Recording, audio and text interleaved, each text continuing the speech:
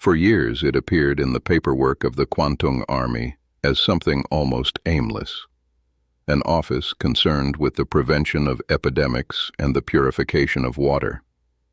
It was the sort of name that slides past the eye, the kind of designation that promises nothing more sinister than clean drinking supplies for soldiers stationed far from home. Behind that bland official language stood a secret complex in occupied Manchuria, where physicians deliberately infected human beings with disease, opened living bodies to observe how organs failed, and worked to build weapons designed to spread plague through the cities of China. Tens of thousands of civilians would die in the course of that work, its records would be burned, and many of the men who directed it would walk out of the war and into comfortable, respectable careers, never facing anything that resembled real justice. This is the story of how a unit hidden behind the language of public health became a factory for experiments on the living, and of how that truth was buried so thoroughly that Japan itself did not formally acknowledge the unit's existence until the 1990s. To understand how such a place could come into being, it helps to understand the war that surrounded it. By the 1930s, Imperial Japan had committed itself to expansion on the Asian mainland.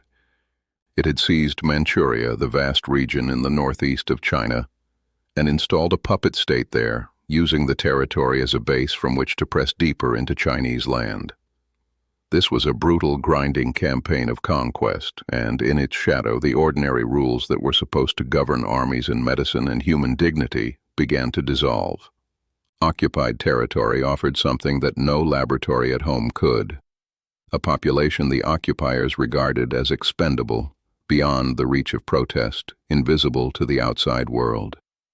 It was in this environment, where conquered people were treated as raw material, that the program took root. At the center of it stood a military surgeon named Shiro Ishii. He came from a wealthy and prominent Japanese family, and by every account he was a gifted student, quick and ambitious, though even in his school years those around him found him arrogant and abrasive. After completing medical training, he served briefly in the army before being sent on to advanced study, and there, too, his brilliance was matched by a striking contempt for the people around him. Fellow students remembered that he liked to run his experiments late at night, using equipment that others had carefully cleaned, and that he never cleaned up after himself, leaving his colleagues and instructors exasperated. He was fascinated by microbes, cultivating bacteria the way another man might keep pets, and he was a fervent nationalist devoted to the emperor. From the middle of the 1920s, he began arguing that Japan should develop a biological weapons program of its own. His conviction hardened during his travels. Late in the decade, he journeyed through Europe studying, among other things, how poison gas had been used in the First World War. In Europe, that chapter had come to be regarded as an atrocity, and the use of gas as a weapon had been condemned and outlawed. Ishii drew the opposite lesson. Where others saw a horror to be renounced, he saw a method that had proven effective against an enemy, and he came home determined to persuade his own government to build something similar. Because he combined real medical credentials with relentless ambition, he found powerful patrons quickly, the most important of them the army minister himself, and he rose through the ranks with remarkable speed. In the middle of the 1930s, he was placed in charge of a newly formed unit, arriving as a major and, over the course of the war years, climbing all the way to lieutenant general.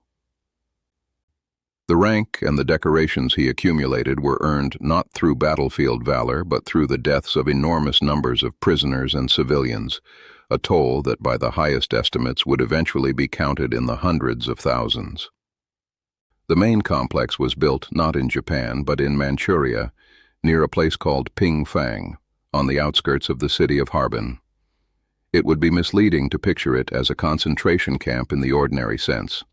There were no barracks holding thousands, no gas chambers, no vast fields of forced labor. What the men who worked there pursued was something they told themselves was scientific: to map the limits of the human body without any regard for humanity, to learn precisely how flesh responds to cold, to pressure, to disease, to the loss of blood, to the impact of weapons, To make that work possible, the people delivered to Pingfang were stripped of their names and their humanity in the most literal way. Guards and doctors referred to the prisoners as logs, a piece of grim slang that reduced human beings to lumber, to material to be measured and consumed. That single word did much of the work of the whole enterprise, because a person you have decided to call a log is a person you no longer have to see. The way prisoners arrived was designed to erase any sense of place. They were brought at night in vehicles without windows, and for the final stretch the road ran underground, so that those inside had no idea where they were being taken or where they finally ended up. They saw no landscape, no sky, nothing at all. Inside they were held in windowless individual cells, and the doors of those cells opened onto a maze of corridors from which there was no way out. In the entire history of the place there was only one uprising, organized by 2 of the prisoners. It began almost like a scene from a film. One man feigned illness, and when a guard entered the cell he was overpowered and stripped of his keys. The prisoner opened every door he could find and released dozens of others, but the labyrinth of corridors defeated them, and in the end the guard simply shot everyone involved. Given what the prisoners might otherwise have endured, one could almost say they were spared. A prisoner's life inside the complex generally lasted about 2 months. In the rare best case, it might stretch to a year. The experiments themselves fell into a handful of documented categories, and it is worth understanding each of them not as a catalogue of cruelty, but as a window into the thinking that permitted it, because in every case the organizers claimed a military or scientific purpose that the methods themselves make impossible to justify. One of the most infamous lines of research concerned frostbite and the effects of extreme cold. Prisoners were exposed to freezing conditions so that the doctors could study how tissue died and how far the body could be pushed before it failed. The man who directed the frostbite research even produced a scientific paper based on this work, complete with filmed demonstrations. He would later write, without any evident remorse, that he had frozen people to death and used his observations to construct an index of resistance to frostbite, noting factors as detailed as the time of day, the degree of hunger, and the level of physical exertion of his victims. Confronted with the inhumanity of what he had done, he insisted that the knowledge had saved thousands of other lives, and long after the war he received a state decoration from the hand of the emperor. The people he had frozen to death, of course, had never agreed to die in agony for the benefit of future generations. This same coldness ran through the work on infection. The prisoners were deliberately given diseases so that the progression of illness could be watched from beginning to end, and the doctors treated the results as data rather than as suffering. There is a particularly revealing case that shows how completely the men of the unit had detached their science from any human feeling. One of their own physicians accidentally became infected with plague during an experiment. He was not placed in isolation and treated as a patient to be saved. Instead, he was studied exactly as the prisoners were studied, watched as he lost weight, as dark blotches spread across his skin, as his breathing grew harder day by day, and in the end he was strapped to a surgical table and cut open like the others. By the accounts of those present, he did not understand until the very last moment what was happening to him, and his final word was a scream of fury hurled at the man approaching him with the scalpel. That a member of the unit could be processed with the same indifference as any prisoner says everything about the world they had built. Alongside infection came vivisection, the cutting open of living people, and this was perhaps the practice that most thoroughly abandoned the pretense of science. Prisoners were dissected while still alive, sometimes so that surgeons could observe the body functioning, sometimes for reasons that had no purpose at all. Limbs were amputated to study blood loss. Portions of lungs, of the liver, even of the brain were removed, simply to see what would happen to the organism. On occasion, a visiting general would arrive and announce that he wished to see what lungs looked like from the inside, and the doctors would comply on the spot, dissecting a prisoner for the entertainment of a spectator. This was not confined to a single unit. The practice of cutting open living people was carried out by more than 1,000 military physicians across occupied China. But the concentration and the deliberation of it at Pingfang set it apart. There was also a whole line of work in which human beings were used as living targets for the testing of weapons. People were dressed in different kinds of clothing and positioned at varying distances from explosions so that the optimal killing range of grenades and flamethrowers could be calculated.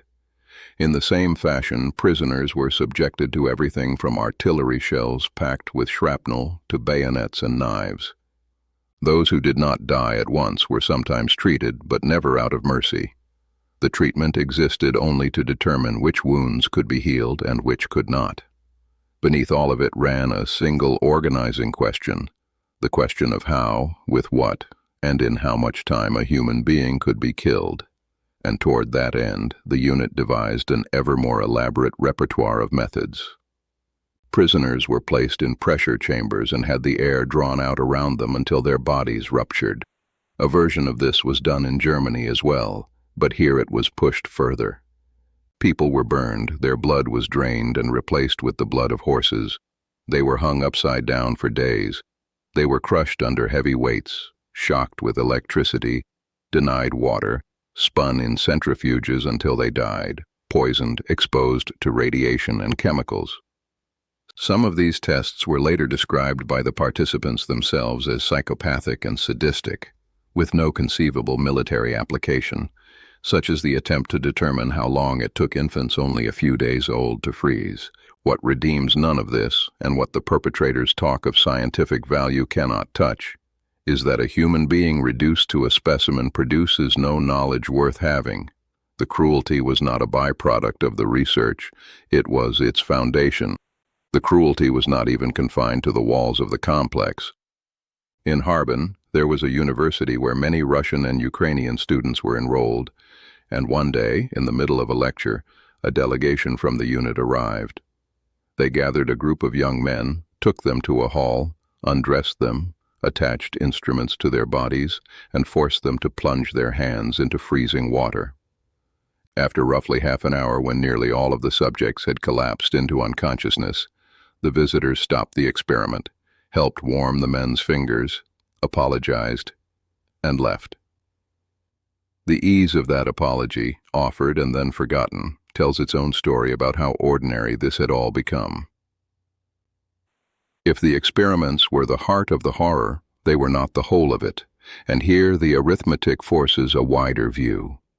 A few hundred doctors could not possibly have killed hundreds of thousands of people with their own hands, even across several years of war. The larger death toll came from the true purpose of the unit, the reason it had been created in the first place, the development of biological weapons. Fighting a fielded army at the front is dangerous and expensive. Far simpler, in this reasoning, to loose an epidemic behind enemy lines and then occupy the emptied cities. But a biological weapon, like any other, has to be tested, and the early attempts to use such weapons without testing ended in failure. During the fighting against the Red Army near Khalkhin Gol at the end of the 1930s, a group of researchers under Ishii tried to infect Soviet soldiers with typhoid by pouring barrels of contaminated water into a river flowing toward the Soviet positions. Something went wrong and no one fell ill, and so it was decided that before the next attack the new weapons would first be tried on local civilians. What followed was carried out with almost no pretense of selecting subjects. Aircraft simply began dropping plague-infected fleas onto Chinese cities.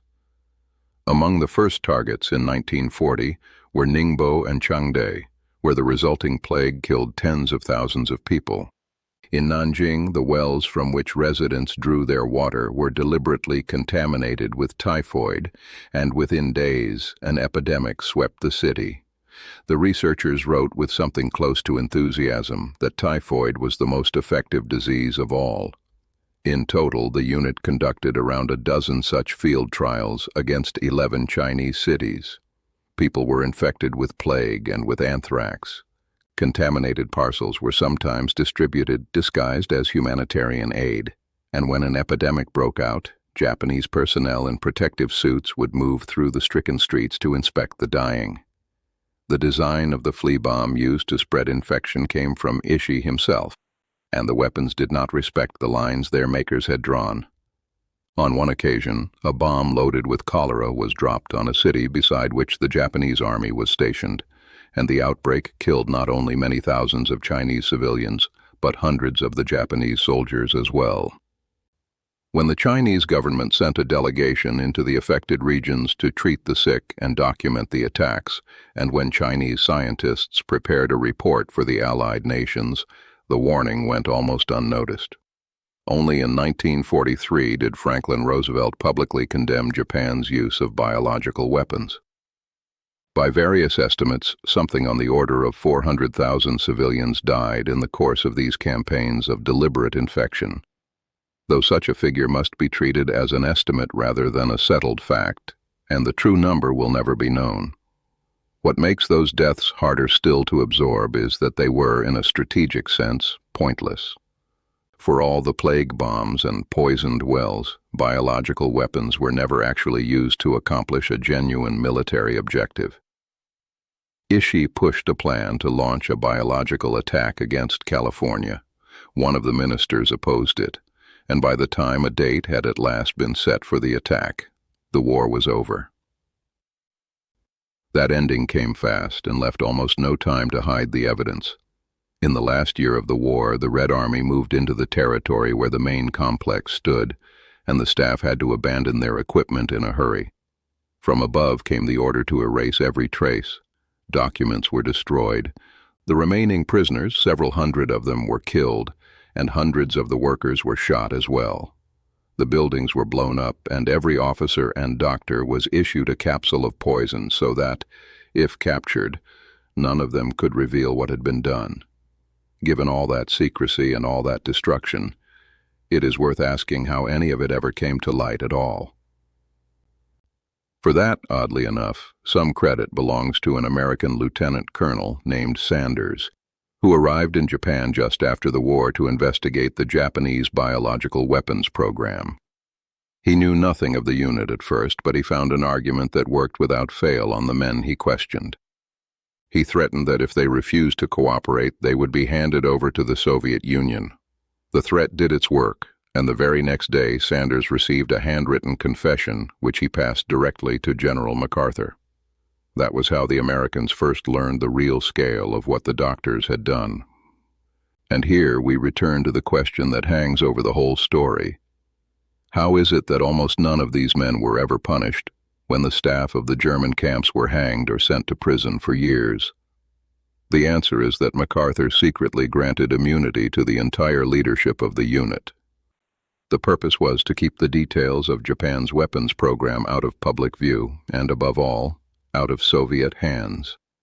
After the war, Japan held its own war crimes tribunal, something on the model of Nuremberg, but not a single doctor from the unit ever stood before it. On one occasion, a prosecutor mentioned experiments with poisons, and the matter went no further. Ishii lived quietly into old age, even traveling to the United States to deliver a course of lectures, and back home he opened a clinic for the poor where he treated patients without charge. Another of the doctors went on to become the director of one of Japan's largest pharmaceutical companies, where he worked until his death. They had killed enormous numbers of people and built themselves good careers on the far side of it. It is worth asking, finally, whether the fear that drove the American bargain was even well-founded, whether it was truly the lesser evil to let the unit go unpunished rather than allow the Soviets to obtain its data. In 1949, the Soviet Union held its own trial of Japanese prisoners, at which the crimes of the unit were discussed openly, with 7 Japanese generals and doctors in the dock. All of them were sentenced to prison terms ranging from a couple of years to a quarter of a century, which by Soviet standards for war criminals were unusually mild sentences. Stranger still, all of them were released in the 1950s and returned home. It is said that when the doctors came back to Japan, they were invited to write memoirs about what had happened, and that not one of them agreed, which suggests there is good reason to think the Japanese fear of the Soviet Union had been misplaced. In all likelihood, they too had received minimal sentences in exchange for information about biological weapons. The result was a bitter paradox. Out of the fear that the United States and the Soviet Union had of each other, the men who had done these things slipped away from justice on both sides. And that is perhaps the hardest part of the whole history to sit with. The men who directed this were not stopped by the machinery of law, and they were not undone by the enormity of what they had done. They were shielded in the end by exactly the things that were supposed to hold power accountable: the interests of states, the value placed on information, the conviction of powerful governments that some knowledge is worth more than justice. Secrecy, official interest, and the perceived value of what these men knew were enough to eclipse the fates of tens of thousands of victims, people who were delivered in windowless trucks to a place they could not name, who were called logs by the men who killed them, and who were never asked whether their suffering was a price worth paying.